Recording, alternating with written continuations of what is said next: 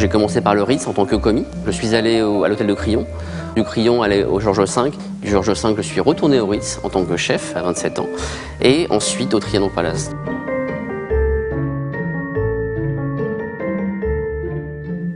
L'idée vient d'Anthony Théron, mon adjoint, qui était revenu de stage avec une forme similaire, avec une couleur similaire, et ça ressemblait à un ananas. J'ai trouvé ça assez osé, assez gonflé au niveau visuel et au niveau couleur, et donc du coup on l'a utilisé au niveau du restaurant gastronomique.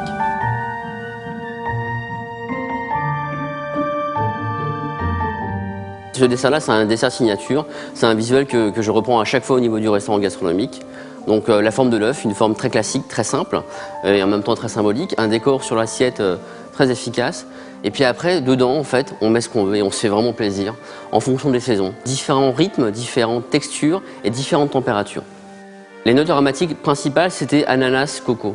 J'ai tourné autour de l'ananas et du coco. Donc une mousse à la noix de coco, un croustillant très gourmand à la noix de coco, un sorbet ananas, de l'ananas rôti et un parfait glacé à la vanille de Tahiti.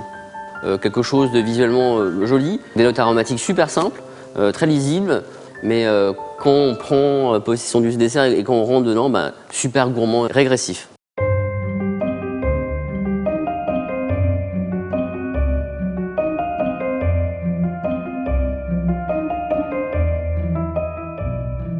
Je voulais faire de la cuisine. On m'a dit, écoute, si tu veux faire de la cuisine, fais de la pâtisserie. De la pâtisserie, c'est super rigoureux. Et puis ensuite, tu pourras rentrer en cuisine. Et en fait, j'ai commencé par la pâtisserie, je suis tombé dedans et j'ai adoré. La création en pâtisserie, c'est quand même un vrai terrain de jeu et on s'amuse. Ce choix est devenu une évidence pour moi et je suis très heureux.